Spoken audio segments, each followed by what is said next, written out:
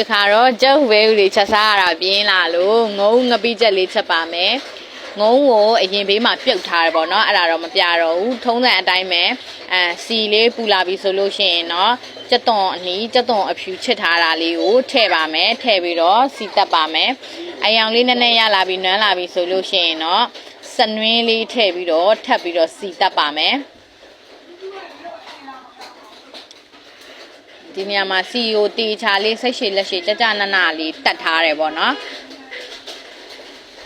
ပြီးရင်တော့အကျန်းဘတ်လေးထည့်ပါတယ်ငပိချက်အဆက်လေးချက်မှဖြစ်တဲ့အတွက်ကြောင့်အကျန်းဘတ်လေးထည့်ပါတယ်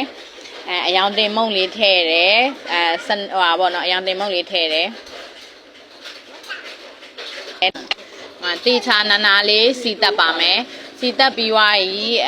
မြုပ်သီးနှံလေးတွေလည်းပျောက်သွားပြီးမှုေးသွားပြီဆိုလို့ရှိရင်ခရမ်းညင်ဒီလေးထည့်တယ်ခရမ်းညင်ဒီလေးထည့်ပြီးတော့လည်းထပ်ပြီးတေချာနနာလေးလှိမ့်တယ်စီတက်တယ်ပေါ့နော်ပြီးွားရင်တော့စားချုံမုတ်လေးထပ်ထည့်ပါတယ်စားချုံမုတ်လေးရတာအတွက်ထည့်ဖို့ကြတော့တချို့ချုံမုတ်မစားဆိုလို့ရှိရင်တော့ကြက်သားမုတ်ထည့်လို့ရပါတယ်အရသာမုတ်ထည့်လို့ရပါတယ်ဒီနေရာမှာစီကတော့တေချာလေးတက်တယ်အဲ့လိုမျိုးလေးနိုင်လေးပေါ့နော်မှုေးပြီးတော့စီတက်တယ်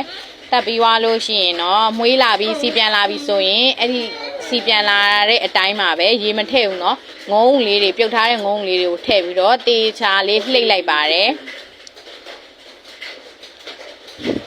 ငုံလေးတွေ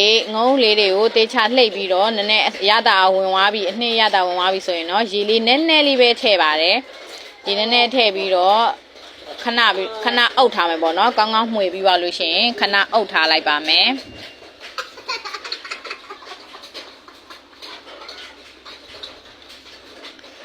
ခဏအုပ်ထားပြီးပါပြီဆိုရင်တော့ပြန်ဖွင့်ကြည့်လိုက်ငုံလေးတွေကတင်းတင်းလေးတွေနဲ့ဒီလိုမျိုးဟင်းအယောင်လေးတွေဆွဲပြီးတော့မှငုံငပိချက်ကောင်းကောင်းလေးတစ်ခွက်ရပါပြီရှင်ကျေးဇူးတင်ပါတယ်